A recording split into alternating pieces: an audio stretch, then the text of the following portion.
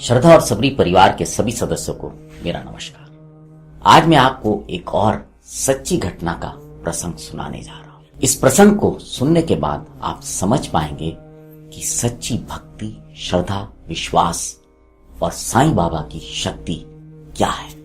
आज का जो प्रसंग है वो एकदम साधारण व्यक्ति का है, साधारण इंसान का है, जिसका कि नाम आदम था। मैं नहीं जानता कि ये नाम सही बता पा रहा हूं या नहीं, क्योंकि जब मैं इसको ट्रांसलेट कर रहा था तो ये नाम यही आ रहा था। तो अगर कुछ त्रुटि हो तो मैं क्षमा चाहता हूं। और ये बहुत ही साधारण व्यक्ति था। और इस प्रसंग को, जैसा मैंने कहा, आप समझ पाएंगे कि जब किसी व्यक्ति की सच्ची प्रार्थना होती है और वो मन से किसी चीज की चाह रखता है तो ईश्वर या गुरु किस प्रकार से उसकी मदद करते हैं। अगर आपको आज का ये प्रसंग प्रेरणादायक लगे तो इसे सिर्फ सुनने के बाद रुकिएगा मत, इसे साझा भी कीजिएगा, क्योंकि विश्वास की कहानियां सिर्फ सुनी नहीं जाती, उन्हें जिया भी जाता है। तो आइए अब आते हैं आज के प्रसंग पर। लेकिन उससे सुनाने से पहले मैं उन सभी लोगों का धन्यवाद करना चाहूंगा और बाबा से प्रार्थना करूंगा कि उनके परिवार पर अपनी कृपा बनाए रखें, जिनके बनाए हुए चित्र हम इस्तेमाल कर रहे हैं। और साथ ही साथ जो श्रद्धा और सबरी परिवार के हमारे सदस्य हैं, उनका भी बाबा मार्गदर्शन करते रहे। जैसा कि मैंने आपको बताया, आदम एक साधारण सा व्यक्ति था और उसका काम था घरों की मरम्मत करना, उनको ठीक करना, उनको दुरुस्त करना। तो इस काम को किया करता था और इस काम करने के लिए उसे अलग अलग जगह जाना पड़ता था। तो एक बार ऐसे ही काम के दौरान उसका किसी व्यक्ति से झगड़ा हो गया और बात बहुत ज्यादा बढ़ गई, और इतनी बढ़ गई कि वो लड़ाई झगड़ा जो था मारपीट तक पहुंच गई। और उसके बाद जो था, जैसा कि होता है अक्सर, स्वाभाविक कोर्ट कचहरी और फौजदारी के मुकदमे दर्ज हो गए आपस में, और लड़ाई झगड़ा बढ़ चुका था। और सबको ये लग रहा था कि इस मामले में आदम और उसके साथ जो कुछ और भी लोग थे, इन सबको जेल जाना ही पड़ेगा। अब जिस दिन सुनवाई की तारीख थी, आदम भी बहुत परेशान था, क्योंकि उसको लग रहा था कि मुझे जेल जाना पड़ेगा, पर वो जानता था कि वो निर्दोष है। अब ये बात वो कैसे साबित करे, ये उसकी समझ में नहीं आ रहा था। अब इसी परेशानी के चलते चलते अचानक उसको ध्यान आया कि वो रघुनाथ तेंदुलकर जी और सावित्रीबाई तेंदुलकर जी के घर में भी कभी उसने काम किया था, और उसे पता था कि उनका बाबा पर बहुत विश्वास है। तो अब जब आदमी बेचैन होता है तो सब तरह के रास्ते ढूंढता है, और ऐसा ही उसको लगा कि क्यों ना मैं उनकी शरण में जाऊं और प्रार्थना करूं। और वो दौड़े दौड़े रघुनाथ तेंदुलकर जी के घर गया। वह उनके घर पहुंचा और उनके घर में बाबा का एक चित्र था। ये जो चित्र आप सामने देख रहे हैं, ये संभवतः वही चित्र होगा जिसके आगे की उन्होंने प्रार्थना की होगी, क्योंकि ये चित्र हमने जब हम फोटोग्राफ्स ढूंढ रहे थे तो हमें मिला saiamritdhara.com से। और इसके नीचे आप देख सकते हैं लिखा हुआ है कि ये तेंदुलकर परिवार के घर पे बाबा का चित्र है।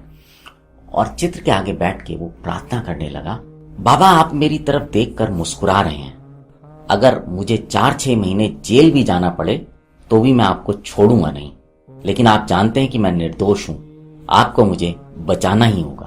और इतना कहने के बाद वो तेंदुलकर जी और सावित्रीबाई तेंदुलकर जी के चरणों में गिर पड़ा और अपना सर उनके चरणों में रखकर प्रार्थना करने लगे।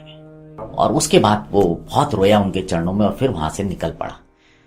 और थोड़ी देर बाद ही रास्ते में अचानक ही उसको सावित्रीबाई तेंदुलकर जी से फिर भेंट हो गई, और फिर उसने उनके चरण पकड़ लिए और पकड़कर रोने लगा और बोलने लगा कि आप बाबा को कह दो बस कि मुझे बचा लें, आप बाबा को कह दो। और बार बार वो यही कह रहा था कि आप बाबा को कह दो मुझे बचा लें, और चरण ही नहीं छोड़ रहा था।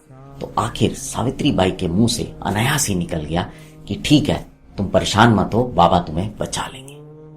ये बात सुनकर उसके मन को बड़ी शांति मिली और उसने सावित्रीबाई तेंदुलकर के चरण छोड़े।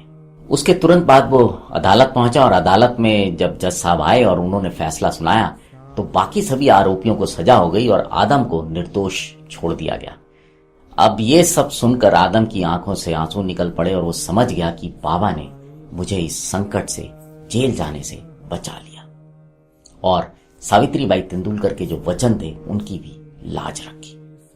वो सबसे पहले भागा भागा तेंदुलकर परिवार के घर गया और वहां जाकर उनको धन्यवाद दिया। और उसके बाद जब वो अपने घर पहुंचा तो शाम को उसके घर पर एक फकीर बाबा आए और वो जब आए तो आदम ने उन्हें बोला कि आप चाय पियेंगे, तो उन्होंने कहा चलो बाजार में चल के चाय पीते हैं। तो आदम ने कहा ठीक है। इतने में वो जब पीछे मुड़ा और उसने देखा तो बाबा उसको कहीं भी नजर नहीं आए। आदम ने सोचा कि ये बाबा का संकेत है और वो तुरंत ही अगले दिन शिरडी की ओर रवाना हो गया बाबा के दर्शन करने के लिए। तो आपने सुना ये प्रसंग और आप समझ गए होंगे कि किस प्रकार से साईं बाबा ने एक निर्दोष व्यक्ति को बचाया, सिर्फ उसकी प्रार्थना और अपने भक्त की वाणी की लाज रखने के लिए। क्योंकि वो व्यक्ति निर्दोष था, उसकी प्रार्थना सच्ची थी, उसका डर सच्चा था और वो चाहता था कि बाबा उसकी मदद करें। तो बाबा ने अपने भक्त तेंदुलकर परिवार के माध्यम से उसकी मदद की। और ये प्रसंग एक चीज और हमें बताता है, वो ये है कि हमें बाबा के साथ अपना वार्तालाप बनाए रखना चाहिए।